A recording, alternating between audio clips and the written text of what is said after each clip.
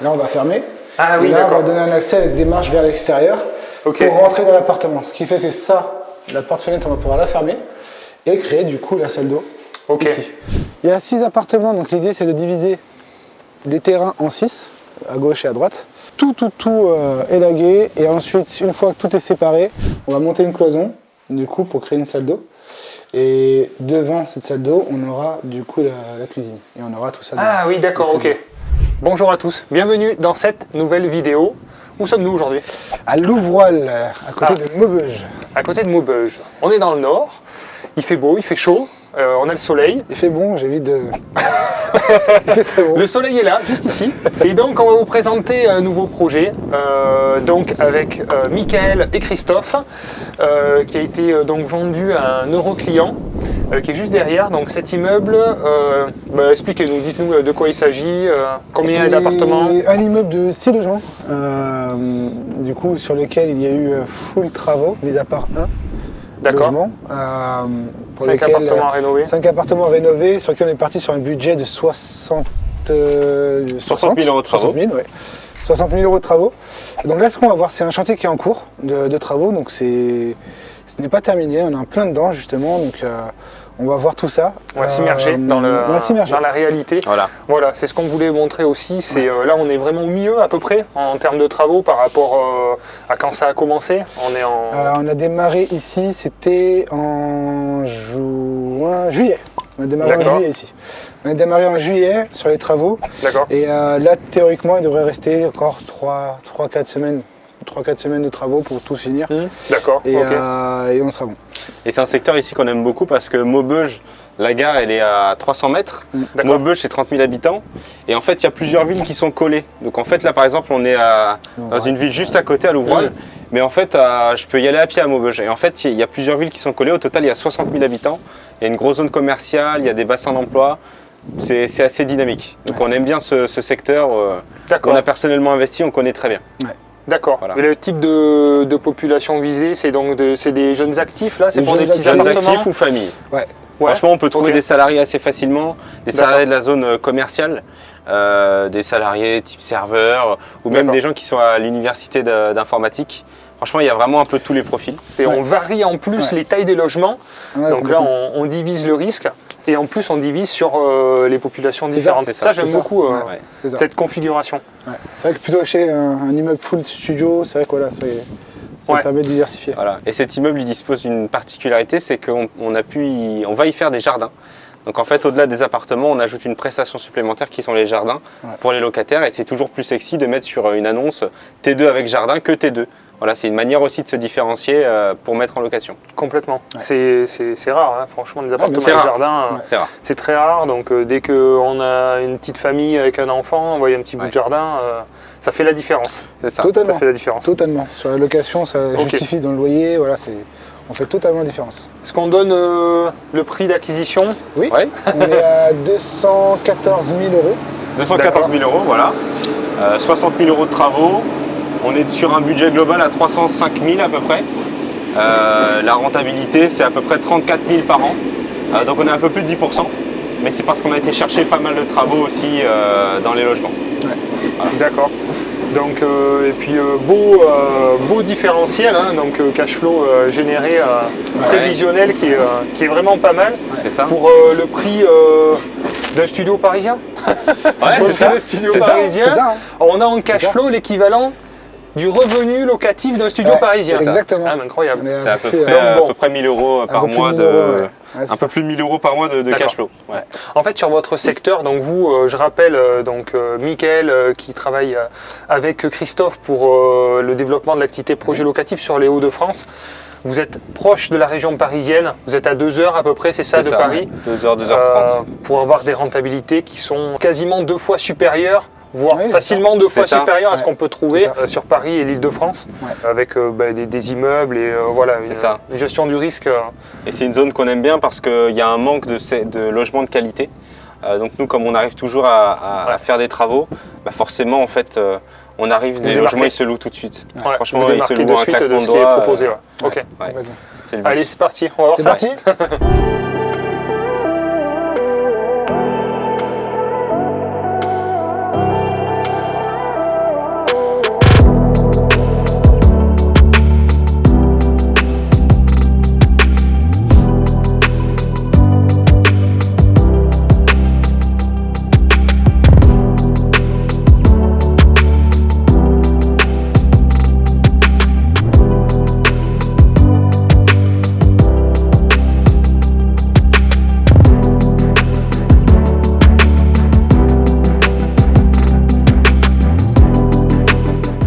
Si vous arrivez pour la première fois sur cette chaîne YouTube, déjà je vous souhaite la bienvenue.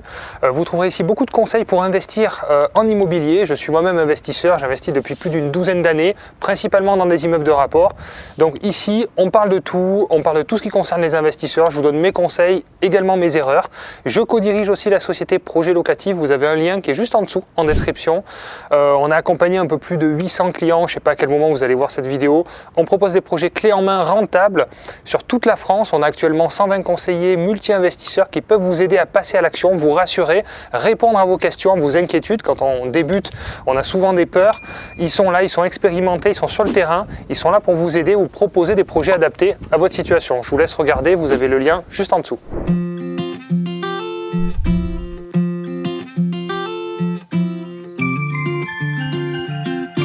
Premier locataire. Bonjour. On a commencé à d'abord tout casser. Après, on a une entreprise qui va venir tout décharger. Super. Donc la partie jardin, c'est sur l'arrière. Elle est par là. Ouais. En fait, il faut y aller. Il faut marcher un petit peu. Et la piscine, c'est ici, c'est ça? Non, ça c'est le voisin. Ah, d'accord, dommage. Bon, on peut y aller, mais il faut prendre un envol, quoi. C'est ça. On peut y aller, voilà. Et là, tu tires sur le côté. Normalement, c'est attaché. On va pas faire les gens de la ville, là.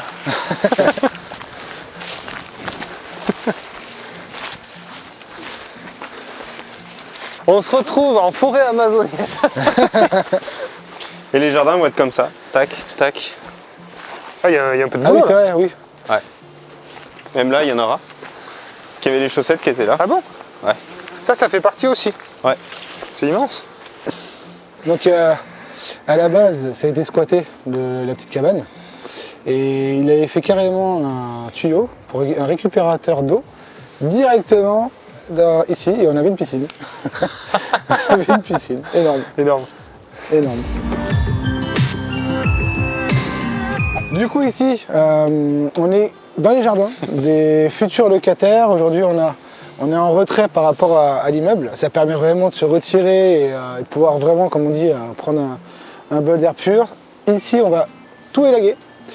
Il y a 6 appartements, donc l'idée c'est de diviser les terrains en 6, à gauche et à droite.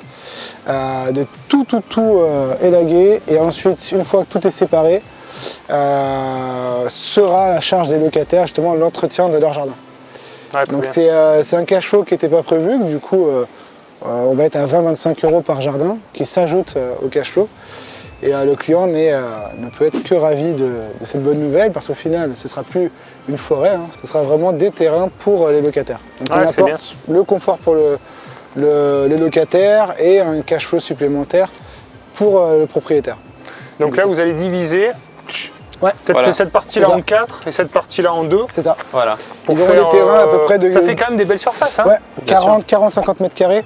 Ça fait des belles surfaces. De terrain ouais, c'est très bien. Ouais. C'est très bien. Et petite astuce, si votre locataire il fait un potager dans le jardin que vous lui avez loué, il partira pas. Ah non. Parce qu'il tient tout à son potager. Il tient à son potager, c'est vrai. Ça, très c'est bien. vrai.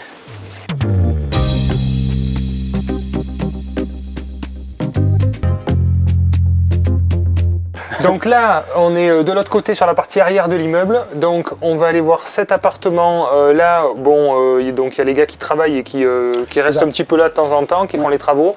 Là, c'est les communs qui desservent les autres appartements. Oui. En haut, on a un appartement qui est occupé, donc on va pas pouvoir le voir. Ouais. Mais on va pouvoir voir celui-ci, et en haut, les deux autres. Les 3 autres, ouais. Ok. Ouais. Allez, c'est parti. C'est parti. On commence par celui-là? On va commencer par celui-là, oui. Allez, ça marche. Hop.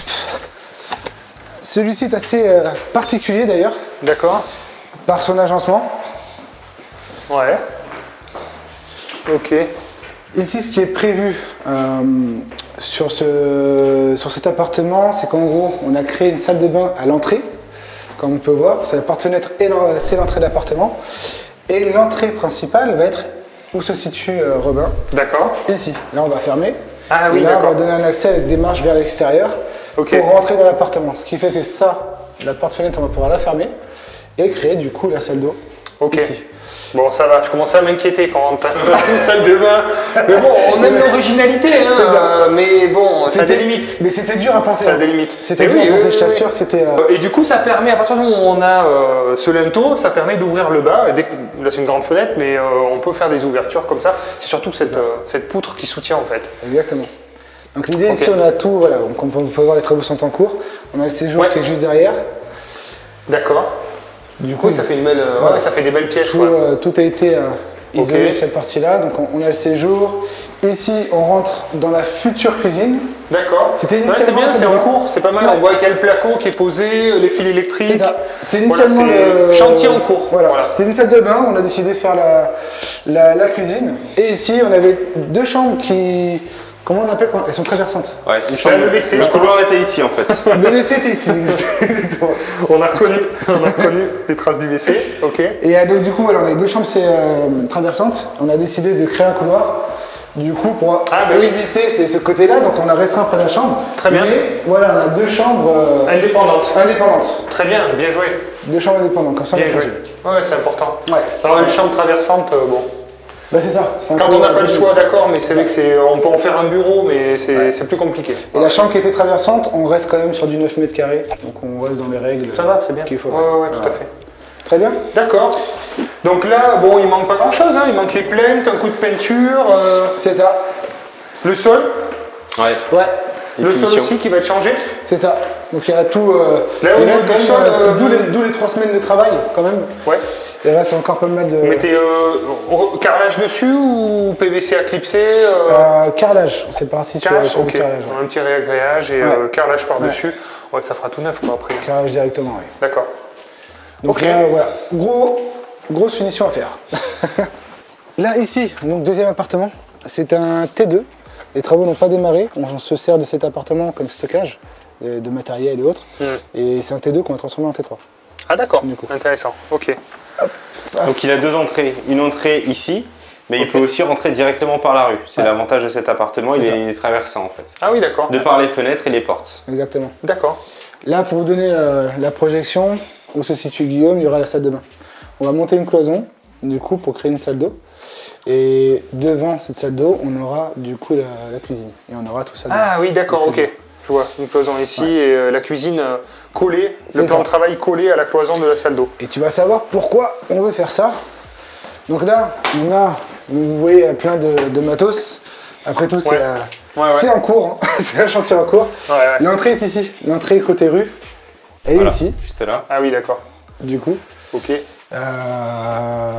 Donc voilà, l'entrée sera directement par ici. Et ici, en fait, nous avons une première chambre. Du coup. Pareil, sur le même modèle que l'autre, c'est une chambre traversante. Voilà. L'idée c'est de le supprimer pour mettre une cloison là et faire une chambre on va ouvrir indépendante. Cette partie-là. Ok. Voilà. Je sais pas si en vidéo on arrivera à bien se projeter, nous on est sur place donc c'est plus simple pour nous pour s'imaginer, mais ouais. Et ici, on a. Et donc la dernière chambre, sera desservie. Ah mais non. Là c'est la salle d'eau. C'est la salle d'eau. Qui sera de l'autre côté. Qui sera de l'autre côté. Qui va donc devenir une chambre. Ok. On va baisser les plafonds, on va tout faire, on va tout réisoler. Et on sera du coup d'un T2 en T3. Et forcément, le loyer d'un T2, on a un loyer d'un T3. Oui, donc on va gagner, je sais pas, à peu près un delta de 80 euros par mois. Non, un peu plus. On est sur 450, on est à peu près sur du 120 euros. 120 euros de plus. Donc c'est quand même intéressant. C'est ça. On se rend pas compte, ces petites sommes cumulées. 120 euros multipliés par 12, ça fait... Ça fait 1440. Voilà, tout à fait. C'était pas préparé. Et multiplié par 10. Ça fait 14 400. Voilà. Et multiplié par 4. Ça fait c'est mousse là. 30, 48 000, 49, 52, 49 600. Vous vérifiez, vous me direz si je me suis trompé. Je vous dis qu'ils sont bons quand je vous le dis. Donc l'idée c'est de dire en fait 40 ans c'est le temps d'une vie de travail. En fait on travaille pour la retraite 40 ans. Donc une vie d'exploitation complète, on dit 40 ans, si on garde 40 ans. C'est 120 euros de plus ça fait 50 000 € au bout d'une année de travail classique, de cotisation normalement pour la retraite, quoi. On se rend pas compte, mais ces petites sommes cumulées, c'est assez incroyable. Bien sûr. Ça fait des montants très importants. On s'en rend pas trop compte dans l'immobilier parce qu'on en accumule comme ça plusieurs. Mais 120 sur celui-là, 80 sur un autre, ça sur ça, mis bout à bout, voilà, ça fait des sommes qui sont intéressantes. Et alors on parle de 40 ans, mais à 40 ans, c'est pour ceux qui travaillent et qui après partent à la retraite, sauf que nous, en tant qu'investisseurs, ça continue. Bien sûr. Et ça se transmet de génération en génération, contrairement à ceux qui travaillent et qui, au moment de la retraite et au moment du décès, malheureusement, les retraites s'arrêtent et ce travail, ces cotisations tombent un peu à l'eau. Contrairement aux investisseurs où ça peut se générer comme ça de génération en génération, c'est toute la beauté, encore une fois, de l'immobilier. Bon, ça c'est vu. Ouais. Donc là, assez content parce que ça, c'était pas prévu. On avait chiffré initialement. Super. Donc petit bonus. Petit bonus du coup sur les travaux. Et voilà. Très bien. Un client heureux. Donc là, sol, isolation des murs, peinture, électricité, chauffage aussi. Chauffage. On va passer à l'électrique. Passer tout à l'électrique. Ok. D'accord, très bien. Donc rénovation totale. Ouais.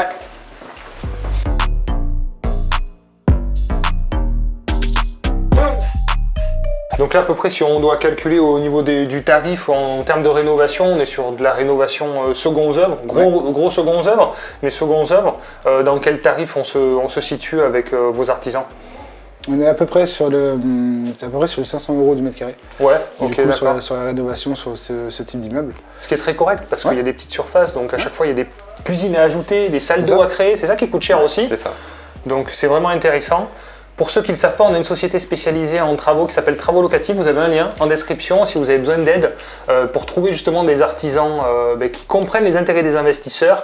Ils font partie du réseau des conseillers projets locatifs. On vous les met à disposition. Vous remplissez un formulaire et vous êtes en contact pour avoir des devis adaptés à nos besoins. Exactement. Voilà.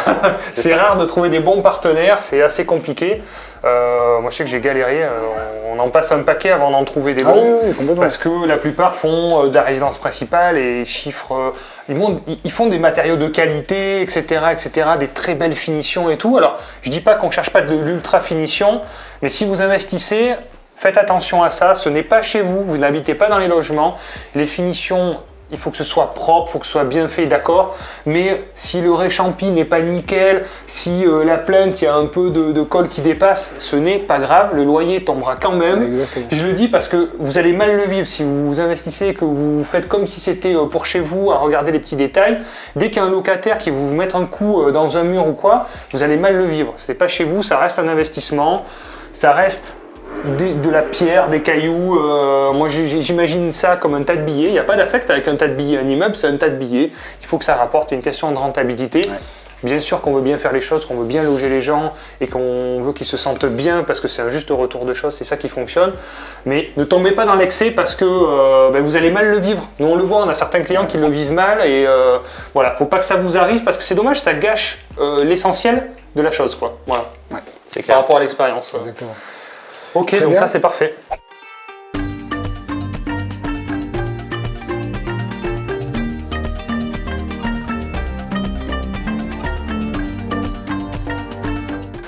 Donc là, deuxième appartement, donc on voit que déjà les peintures sont terminées. Ouais.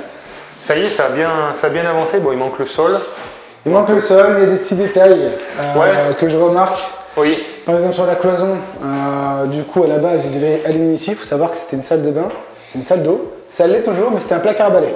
La salle d'eau était fermée comme ça. D'accord. Et l'idée c'était de l'agrandir au maximum. Donc j'ai demandé à l'aligner ici, ça n'a pas été fait. Ça, c'est les conséquences de quand on n'est pas souvent présent sur le chantier. Ouais. C'est ce qui peut arriver. Donc, c'est pas grave, il va recommencer ça. On a 3 semaines devant nous. Il va recommencer la cloison pour la reculer. Alors, on rate une semaine sans passer sur le chantier. On peut passer à côté de choses parce que les artisans, ils bossent, ils sont dans leur truc. Et moi, ça m'est arrivé sur mon chantier. Je suis pas passé pendant 15 jours et ils m'ont cassé plein de cloisons qu'il fallait pas casser. Je suis rentré, je dis mais qu'est-ce qui se passe? Tout est cassé. Ah mais si, il fallait casser. Mais j'ai dit non, il fallait pas casser. Donc c'est vrai qu'il faut suivre vraiment de près. Hein, en tout cas. Mais ça, c'est une évidence. Hein. C'est une évidence. Une semaine de manquement sur le chantier et malheureusement, c'est un détail. Hein. C'est que 20 cm. 20 cm qui permettent d'agrandir une salle de bain et qui amènent le confort du locataire. Ouais. Et ça, d'accord. Ça va être refait. Donc la petite cuisine là, qui va être voilà, ici on a la cuisine. Ok. Il faut savoir qu'aujourd'hui, l'immeuble était alimenté en gaz, il l'est encore pour un logement, et on a coupé le gaz de partout, en gros, pour l'alimenter en chauffage électrique, au chaud électrique. Et même les ballons seront à cet endroit d'ailleurs. On va tout ramener parce que les ballons électriques, forcément, il n'y en avait pas. Et l'idée, c'est que chacun ait son chauffe-eau individuel. Ouais. Compteur individuel à chaque fois. Ok, très bien. Ballon d'eau, donc pour les DPE, c'est vrai qu'on en parle beaucoup. Il faut qu'ils soient dans des endroits chauffés. Il y en a qui sont dans des caves, dans des garages ou des trucs comme ça. Alors là, ça flingue la note du DPE aussi. Ouais. On cherche tous les petites astuces. Donc sur l'autre vidéo, j'expliquais aussi la dimension, prendre les bonnes dimensions, parce qu'un ballon d'eau surdimensionné, ça plombe aussi la note du DPE. Bien sûr. Donc voilà. Bien sûr. Petites astuces qu'il faut cumuler pour essayer de gratter du score, même si ce DPE, moi je suis persuadé que c'est pas quelque chose qui sera applicable en l'état. Mais voilà, on essaie en tous les cas de jouer le jeu et d'améliorer au maximum dans la mesure du possible. C'est ça. D'accord. Là c'est un T2. C'est un T2, oui. Avec une petite chambre derrière. D'accord. Exactement. Donc là, rénovation simple. Hein. Voilà. On est vraiment sur du second œuvre, simple, propre, efficace. Là, on refait les sols. Voilà. D'accord. Les spots. On n'a pas cassé les cloisons, c'est les cloisons d'origine. D'accord. On a remise en peinture, remise en état. Ok. Et on refait les sols. D'accord, très bien. Donc là, un T2, on continue à monter ?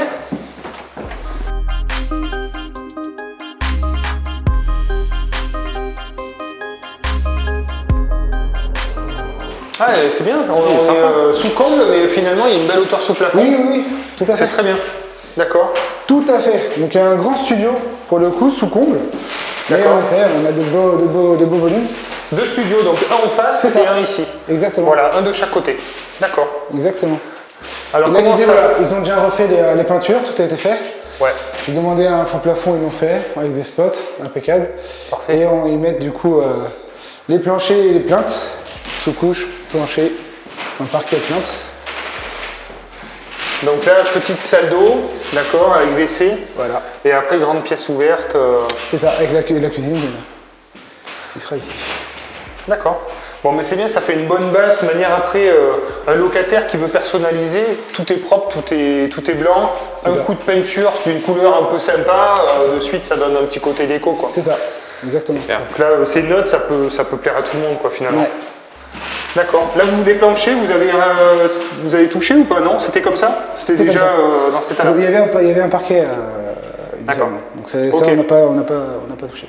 Ouais, d'accord. Donc là, pareil, parquet flottant dessus? Voilà, sous-couche, parquet flottant. D'accord. Et on est bon. Ok. Du coup. Isolation interplancher aussi, entre chaque logement. Oui. Un peu de laine. C'est ça. Pour isoler phoniquement. Toujours, bien sûr, toujours. Ouais, surtout sur les planchers bois, c'est important. Et là, c'est une config différente, mais quoi que pareil. Ouais, un petit peu différent. Ça se ressemble. Différente. Ça se ressemble. Ok. Mais c'est pas des toutes petites studettes. Non, donc c'est bien, c'est des studios agréables, lumineux, grands, spacieux. C'est bien. Ouais. Pas. Parce que je connais des investisseurs, ils auraient fait 3 studios là-dedans. On fait une chambre. À la base, moi j'ai proposé de faire un T3. Au final, elle a dit non, Non, c'est bien. Ouais. Bon, on se met dehors, on va analyser le projet, les chiffres, on va parler du financement, du statut, on décortique un peu tout ça. Allez, c'est parti. Allez. Du projet. Donc le montant d'acquisition de cet immeuble de rapport est de 214 000 €, les frais de notaire de 16 800, les travaux de quasiment 60 000 €, les honoraires projets locatifs de 17 000 €. Donc on arrive sur un total à financer d'un peu plus de 300 000 €. Le client a emprunté la totalité sur une durée de 20 ans. C'est un peu plus parce qu'il doit y avoir les frais de garantie et les frais d'hypothèque, etc. Ce qui lui fait des mensualités de 1 420 € par mois. Au niveau des revenus locatifs, donc on a chaque appartement qui va être loué, donc les T3 qui vont être loués 530 € par mois, les T2 450 € par mois et les studios 380. On a aussi la partie jardin qui va être louée 20 € par mois par jardin, donc divisé en 6, ce qui nous fait un total de 1 440 € par an. Donc en revenu locatif, on est à 34 000 €, annuel. Et au niveau des charges, on se retrouve avec une taxe foncière de 2500 €, un peu d'assurance propriétaire non occupant et bien sûr la partie crédit qui représente la part la plus importante. On se retrouve avec un peu plus de 20 000 € de charges donc annuelles et on a un très beau différentiel de 13 000 € de cash flow, ce qui veut dire quasiment un peu plus de 1 000 € par mois. Ce qui permet voilà, de faire de la trésorerie et puis même de se retrouver, si on a, admettons, même 2 appartements de vacants, ce qui n'arrivera pas avec des appartements entièrement rénovés, ça permet d'avoir un projet qui s'équilibre à moindre risque. Donc cet investisseur, est-ce qu'on peut en savoir un peu plus sur lui, quelle est sa situation? Est-ce que le financement s'est bien passé pour ce projet? Alors c'est un Parisien qui est chef d'entreprise dans l'informatique, donc clairement c'est quelqu'un qui n'a pas le temps. C'est pour ça qu'il a fait appel à nous. Pour vous dire, il n'a même pas visité le bien. Donc vraiment, voilà, il n'a vraiment pas du tout le temps. Et donc chef d'entreprise, il avait une bonne relation avec sa banque de par ses comptes professionnels. Et pour ce dossier-là, on l'a accompagné à compléter son dossier, à le mettre à faire un beau diaporama de présentation. Et malgré ça, c'était un petit peu compliqué, on s'est bataillé. Mais on a finalement réussi à obtenir un financement avec juste l'apport des frais annexes et 2 ans de différé. Ce qui a permis quand même de le mettre en sécurité complètement sur le projet. Super. C'est vrai que c'est souvent le cas de pas mal de nos clients. En fait, ils arrivent à se positionner à distance et c'est ce qui fait qu'on arrive justement à bloquer les biens assez rapidement grâce aux informations qu'on fournit aussi, les photos, les vidéos, la relation qu'il y a aussi avec vous aussi, qui s'est établie, la confiance, le secteur que vous connaissez. Bien sûr. Donc c'est ça qui fait aussi bien. Quand on propose les projets, on fait des vidéos totales des logements et on parle en même temps, tiens là il faut regarder ça, là l'isolation on va la refaire ici, là il y a le radiateur, on va passer à l'électrique. On parle en même temps sur la vidéo et on montre absolument tout, même les défauts. Et justement, du coup, la personne, elle apprécie parce que du coup, ça fait comme si elle y était en visite avec nous. En fait. Bien sûr. On voit que tu mouilles la chemise parce que tu as une toile d'araignée dans les cheveux. Donc on voit que tu fais pas semblant. Eh oui, c'est vrai, tu es vraiment dur chez Projet Locatif. Donc c'est pas ni pipeau. Quand on visite les chantiers, bien sûr. C'est vraiment sur le terrain. Ok, donc le financement s'est plutôt bien passé avec des conditions de différé intéressantes. Donc en termes de délai, c'est pareil, mais effectivement, on était parti sur un délai peut-être un peu plus court et une présentation un peu différentes de projets. Et puis il y a eu des départs de locataires entre temps. C'est ça. Donc au départ, l'immeuble était loué en grande partie. 5 logements sur 6. Voilà. Et donc il y a une réorientation, un petit peu de budget, travaux, un réajustement qui a été fait, qui a pu être fait justement pour pouvoir rénover les appartements qui n'étaient pas vacants et qui sont devenus vacants. Exactement. C'est-à-dire qu'on a pu revoir justement toute cette approche-là, notamment le rez-de-chaussée.